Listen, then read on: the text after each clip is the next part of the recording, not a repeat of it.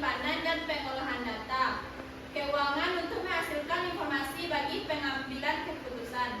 Komponen utama SIA. Yang pertama blok masukan, kedua blok keluaran, ketiga blok basis data, keempat blok model, yang kelima blok teknologi, dan enam blok kendali.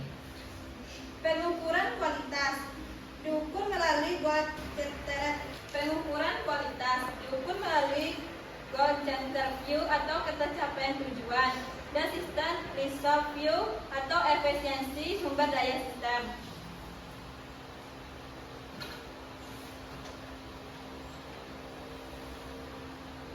Urgensi pengembangan SIA. Volume dan kompleksitas transaksi adalah volume transaksi bisnis terus meningkat pesat dan tidak lagi dapat dikelola secara manual tanpa risiko kesalahan yang signifikan. Kebutuhan informasi cepat dan akurat adalah pengambil keputusan membutuhkan informasi keuangan yang cepat, akurat, dan relevan untuk merespon dinamika bisnis secara tepat waktu.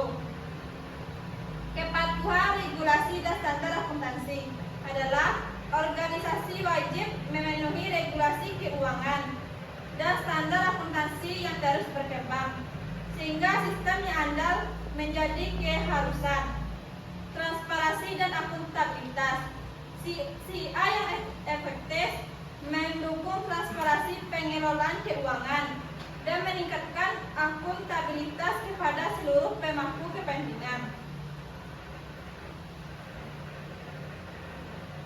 Tahapan pengembangan SIA dan SDLC. Fase 1 dan 2 analisis sistem adalah identifikasi kebutuhan pengguna dan kelayakan sistem secara menyeluruh. Perancangan sistem adalah desain konseptual dan rinci, mencakup arsitektur, alur data, dan antarmuka sistem. Fase 3 dan 4 implementasi sistem adalah instalasi perangkat keras dan lunak, pelatihan pengguna, dan konversi data dari sistem lama. Pemeliharaan sistem adalah evaluasi berkala dan perbaikan berkelanjutan untuk menjaga kinerja sistem. Pendekatan alternatif waterfall adalah pendekatan linear dan sekuensial adalah setiap fase diselesaikan sebelum fase berikutnya dimulai. Intermediate programming atau SP adalah pendekatan agili dengan interaksi cepat, kolaborasi intensif, dan adaptasi terhadap perubahan kebutuhan. Dasar perencanaan sistem. Yang ketiga, anggaran dan jadwal. Penentuan anggaran realistis dan jadwal terukur untuk meminimalkan risiko kegagalan proyek. Selanjutnya, strategi keterlibatan SDM dalam pengembangan SIA. Peran sumber daya manusia, keberhasilan pengembangan SIA sangat bergantung pada kesiapan SDM. Pelatihan intensif dan sosialisasi sistem baru diperlukan agar pengguna mampu mengoperasikan sistem secara optimal. Tantangan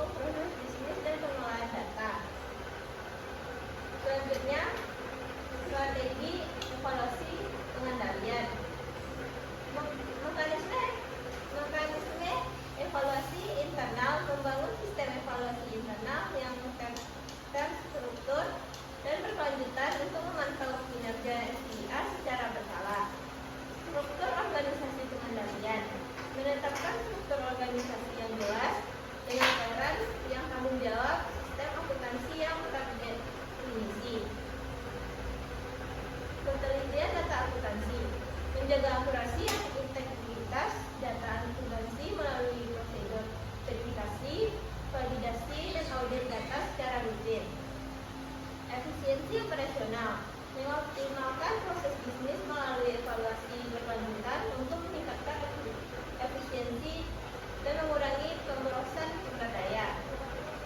Kepatuhan kebijakan manajemen, mendorong kepatuhan terhadap kebijakan manajemen, regulasi akuntansi, dan standar yang berlaku melalui pengendalian sistematis. Anggaran dan sumber daya. Keterbatasan anggaran untuk pengembangan dan pemeliharaan sistem. Kurangnya sumber daya TI yang kompeten dan berpengalaman.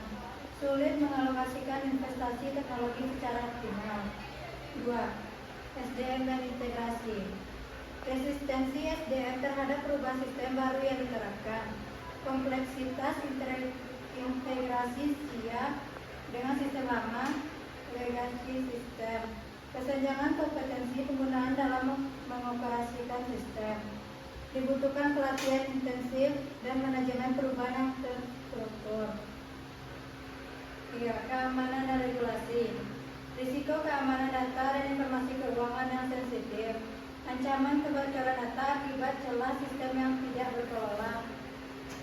Dinamika perubahan regulasi dan standar akuntansi yang terus berkembang. Perlu adaptasi sistem secara berkala agar tetap patuh terhadap regulasi.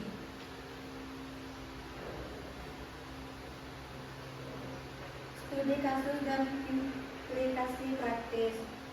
Temuan utama: penerapan SDLC di lembaga perbankan dengan komunikasi intensif menghasilkan sistem yang sesuai kebutuhan strategis. 2. Perusahaan bertumbuh menghadapi tantangan SDM, investasi, infrastruktur, dan pengawasan. 3.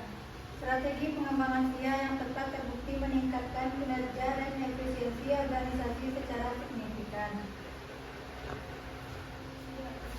Yang sudah dijelaskan dapat disimpulkan peran SIA berperan penting dalam meningkatkan efisiensi operasional, akurat data, dan kualitas pengambilan keputusan keuangan organisasi. Tahapan sistematis pengembangan SIA mencakup tahapan analisis perencanaan, implementasi, dan pemeliharaan sistem secara berkelanjutan. Strategi rencana, strategi efektif meliputi perencanaan SDM, integrasi, dan teknologi cloud. Diperlukan keseimbangan manajemen teknis dan manajerial. Penjelasan tersebut, apakah teman-teman ada yang ingin memberikan kritik dan saran? Ada yang ingin mengajukan pertanyaan? Apakah ada teman-teman yang ingin mengajukan pertanyaan? Baik, kepada Kak Mutia dipersilakan. Mengapa pengembangan Kepada Kak Mudet. informasi akuntansi atau SIA menjadi kebutuhan penting bagi organisasi digital di era digital saat ini? Baik, terima kasih. Pertanyaan selanjutnya, apakah ada yang ingin bertanya? Kepada Kak Fiona dipersilakan. Kepada Kak Fiona dipersilakan. Baiklah, saya akan bertanya kepada kelompok penyaji, apa saja tahapan dalam pengembangan sistem informasi akuntansi berdasarkan metode SDLC? Baik, terima kasih. Apakah masih ada yang ingin bertanya? Kepada Barang Badar dipersilakan.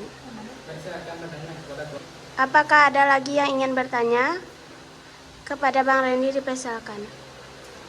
Saya akan bertanya kepada kelompok penyaji, mengapa keterlibatan sumber daya manusia sangat penting dalam pengembangan SIA? Baik, terima kasih. Hanya waktu untuk menjawab pertanyaan teman-teman. Baiklah, saya akan menjawab pertanyaan dari Kak Mutia. Mengapa pengembangan sistem informasi akuntansi atau SIA menjadi kebutuhan penting bagi organisasi di era digital?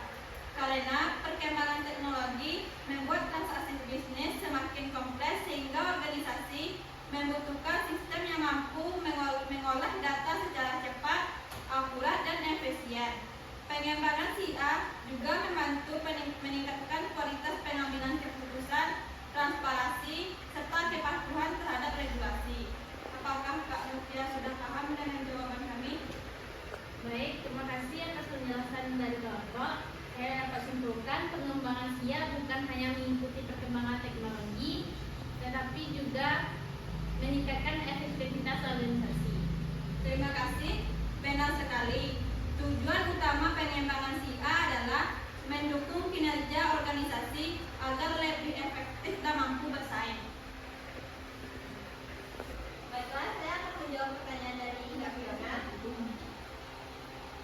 Apa saja tahapan dalam pengembangan sistem informasi aplikasi berdasarkan metode SDLC? Jawabannya, tahapan SDLC meliputi analisis sistem, perencanaan sistem, implementasi sistem, dan pemeliharaan sistem. Setiap tahap memiliki fungsi yang saling berkaitan agar sistem dapat berjalan sesuai kebutuhan organisasi. Apakah sudah paham? Baik, jadi semua tahapan tersebut tidak boleh dilewati karena saling mendukung keberhasilan sistemnya. Iya, betul sekali.